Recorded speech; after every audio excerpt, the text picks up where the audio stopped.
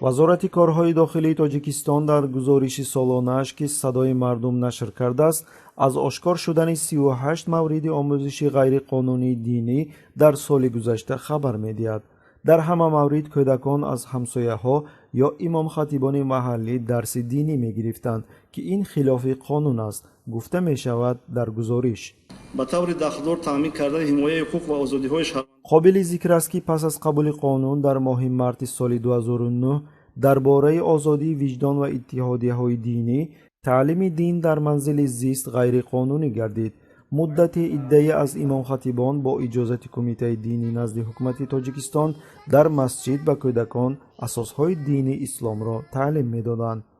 моҳи августи соли 2016 охирин мадраса баста шуд ва гирифтани иҷозат барои таҳсилот номумкин гардид. дар ҳоли ҳозир тибқи қонунгузории Тоҷикистон танҳо волидайн ҳуқуқ доранд ки ба фарзандони худ таҳсили динӣ диҳанд.